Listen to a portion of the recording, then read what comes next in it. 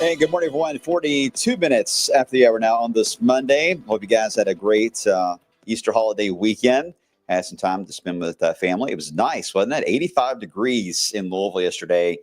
Almost the warmest Easter we've ever had. That was 87 degrees set nearly 70 years ago. So it's been a while since we've had a warm Easter like that. But it was nice. I mean, some may feel that it was probably a little too warm because I was outside there for a while, and yeah, you could sweat really easily. But it was nice to enjoy 85 without high humidity, so that was a big plus there as well.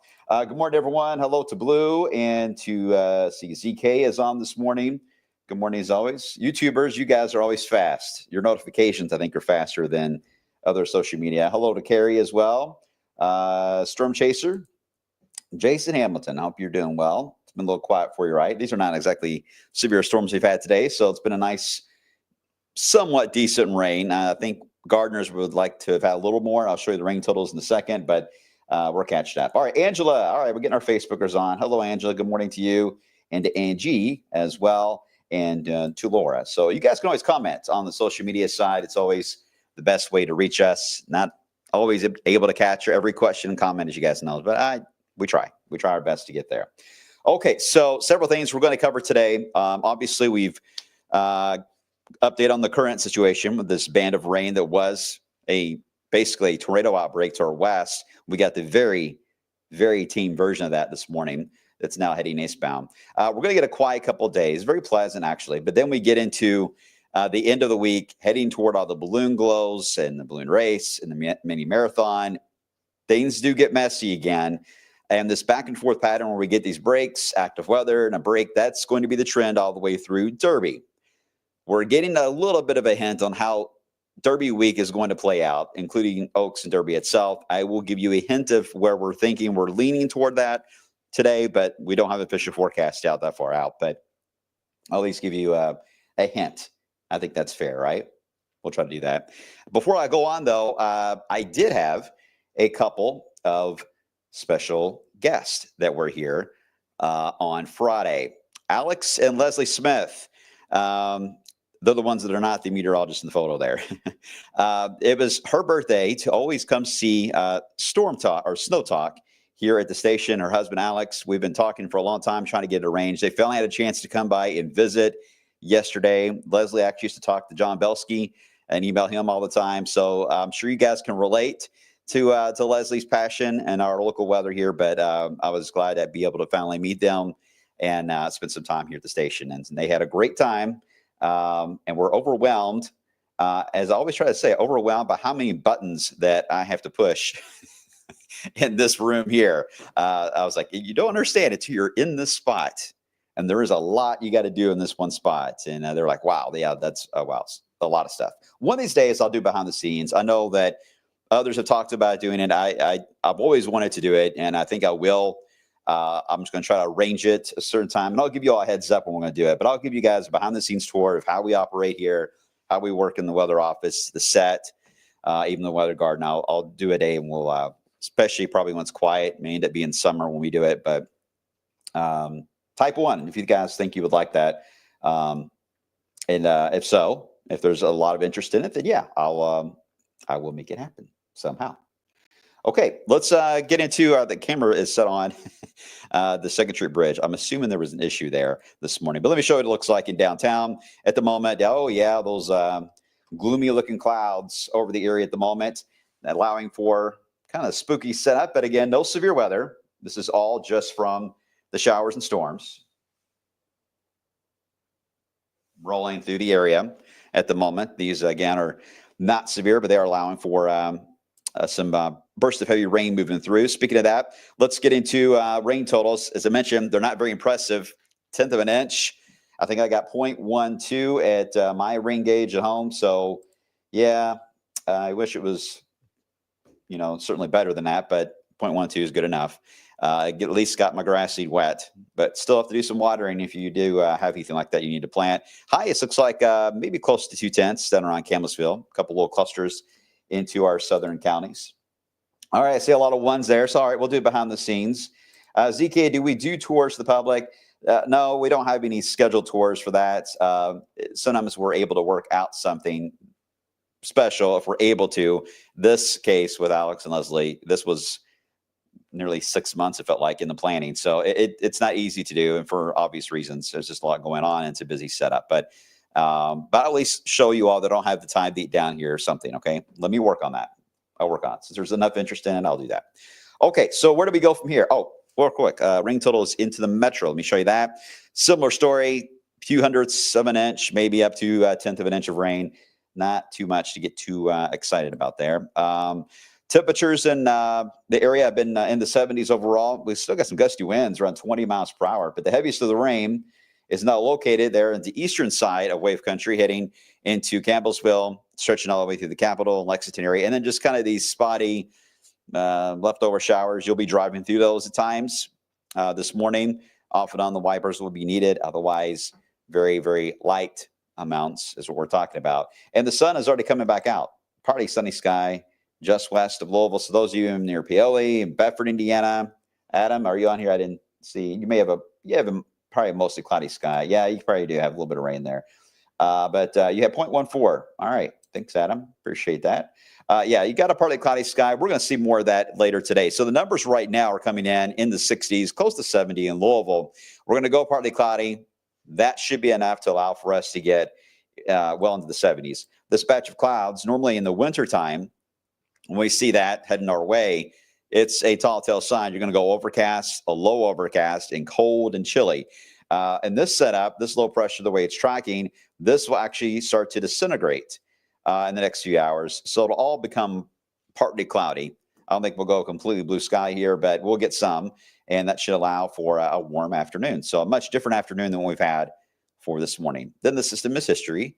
We'll get a break for a bit before we have to deal with our next system, which is a little complex and don't really see it. And one little piece of it's up here in the Upper Rockies, but it's actually way down here, even south of Texas. Hasn't even pushed into the Gulf yet. But once it does, it will eventually, it's a tail end of this front that fades, will eventually come back, and that will be our rain chance that will get the headlines for the second half of the week, heading into at least the start of the upcoming weekend. I'm not really showing a lot of severe weather outlooks, but because the way this is playing out, especially for this weekend, there's not a lot of wind energy with what's coming our way. So this is really just a battle of summertime thunderstorms in a way where you've got clusters of storms. You can get a couple of warnings. Don't get me wrong, because of damaging winds that can be created by the storms themselves. But the upper level winds are not primed to organize severe storms into a line or a severe weather outbreak. They're not primed for that later this week. But storms themselves can produce their own winds. It's just much more isolated. I hope that makes sense. I think the bigger issue is just the off and on nature. It's going to be very annoying later this week, tracking the showers and storms. So let me show you how this is going to work out. We'll do this hour by hour. We'll start with the first part here of the week, and then I'll get you to the second half of the week, and then we'll get into Derby talk. As you see today, showers head east. A little bit of fuel does gain there. I mean, it's very low amounts, enough for lightning in eastern Kentucky, but we're in good shape here. I have a chance to enjoy some nice sunshine, maybe a nice sunset too. I am watching for maybe some fog later tonight. There are hints that we may have enough mid to high level clouds that may prevent fog from forming, but don't be surprised if some river and valley fog does form because of the wet ground. It really just depends on how much the sun today can dry that 1/10 of an inch of rain out of the ground. It takes that moisture out. The sun is shining on the ground here for a while this afternoon, then we may not have to worry about it very much at all. Tomorrow, great day tomorrow. I hope you're ready to soak it up. Tomorrow is going to be one of those days where we're going to end up with a lot of sunshine, temperatures well into the 70s.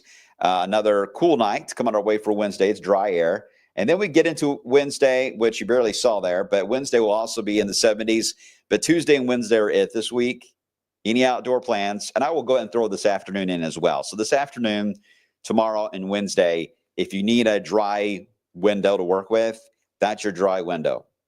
And pleasant spring temperatures in the 70s and maybe some 80s, especially Wednesday. I think we'll get in the 80s.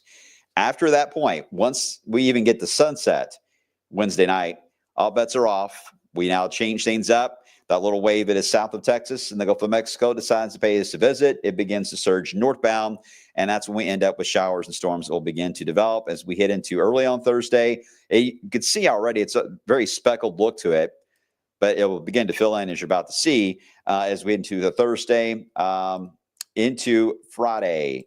So, yeah, the balloon glow at this point, I mean, it looks stormy and rainy, but even if it's just rain, there could be some gusty winds, just general winds. That the threshold is very particular, as you guys know, for the glow. It has to be down at a certain, I want to say it's 22 is the gust limit. I could be wrong there. But if that wind is just too strong, then they can inflate them. So unfortunately, that and the idea that we may have rain falling too, clusters of waves, showers, and storms may be an issue. I feel like the glow has a tough time every year, right? Sometimes we get lucky, but more often than not, it seems like since we've been doing the glow, there's been some issues with weather. And this week or this year may feature some challenges. Now, this system, again, has weak wind energy, but will have a lot of instability. So there's going to be a lot of fuel to allow for clusters of thunderstorms and heavy rain. Right now, early estimates are coming into the 1 to 3 inch range for the entire event. That in itself should not cause a significant issue to area rivers as long as we can spread that out in off and on nature. We'll be monitoring that. If we end up with some clustering of heavy rain that is going to be trying to take that 1 to 3 and compact it down to a couple of periods that are at play here, then that could lead to issues with area streams and rivers and flash flooding. So that part is still a little unclear. A little too far out. We need high res data to really gauge that. But I already am seeing data of about 1 to 3 inches for this type of event. Not in one day, but in general for Thursday, Friday, and Saturday, 1 to 3. Now, for your runners on Saturday, it's going to be down to the wire here because the system is going to be leaving town Saturday morning. We're hoping to get out of here to where at least y'all will see an improving setup throughout the marathon and a drying forecast as we get into Saturday mid-morning. You see there, the rain is leaving town. So as long as that timing holds, and it's a lot to ask for this early in the game, but it's possible it may clear out of here to allow for us to have at least a drying period for the marathon. Now, for the balloons, this is a gusty wind scenario. with the front moving in, the wind will be gusting and changing direction. So that could be a factor too for the balloon race. And I'm not the best of news, guys. I'm trying here. I'm trying. But it looked like opening night at Churchill Downs Saturday night would be dealing with rain and thunderstorms. Now the system's moving fast enough, we may be able to have a really nice opening night at Churchill. We'll have good weather on Sunday, and we'll kick off Derby week. What looks to be a quiet pattern, pleasant bed races, although those are indoor, should be okay. We should be okay on Tuesday. We get to this great steamboat race day and into Derby. That is when things start to change for us as another system heads our way with showers and thunderstorms. Okay, I'm stopping right there for right now. See if I have any questions. I can try to, let's see. Will this affect the parades, EK? No. In fact, let me back it up. As it looks now, as the system moves on by the showers and storms, as we get into Sunday, at the moment, the parade is in a good spot. Sunny, a little breezy, but not too bad. But overall, as long as this system gets out of the way, then yes, the parade will be in really good shape on Sunday, which is good because usually the parade has some issues, right? Katie, severe risk for the next 10 days? Very low, not very high severe risk, which is good. Oh boy, we got a lot of different spammers, don't we, here? Okay, hold on. Let's see. Good morning. Brian, looking sharp as always. Thank you. You knew I was going to click on that comment. Good morning, Janice. Good morning, Joe. Okay, everyone seems all right. So bed races, yes, bed races are indoors, so that's good. Everyone likes to hang out in the parking lot, though. That's where Kevin Harned will be. That's always a lot of fun, right? When they're setting up and doing the smack talk before they get in. So that looks good. I think they'll be in good shape. All day Thursday, Catherine, I'm sorry. No, it's hard to tell if it's going to be all day yet, but there will be, I mean, it's just going to be off and on, but at times when it's on, I mean, it could be heavy rain. So the appearance of the day will be all day just because of that alone. When it's active like that. So just hang tight. We'll get the timing down as we get a little closer, but we just know that wave coming south, and there's also one from the Midwest, they just kind of converge over us, and it's just a messy setup. But at least we're not looking at a tornado outbreak here for the end of the week. All right, that is not in the cards. This is just clusters of rain and thunderstorms. All right, so we need to talk about Derby week and how that's going to play out. And what I'm going to do, is first off, as we end Derby week, I mentioned that we start to get showers and storms entering right after Wednesday and the great steamboat race. Somewhere in that window into Derby, that's when our next system will roll in. Now, it's going to be warm ahead of that. I think we'll be in the low to mid 80s ahead of that front that pushes in, very similar to yesterday's warmth. Could that lead to severe weather? I don't know. It is possible. This one could. Just the amount of warmth that is right ahead of it, and it's got a kick to it. So we'll watch that. But right now, the signal is not there, but it could appear.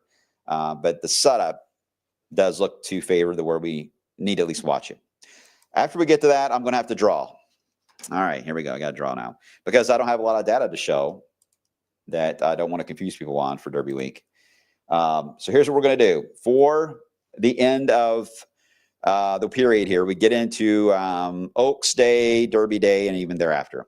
We have the front, first off, that's moving in for Wednesday and Derby. Low pressure attached to it. That moves east. That's a good thing. No problem there.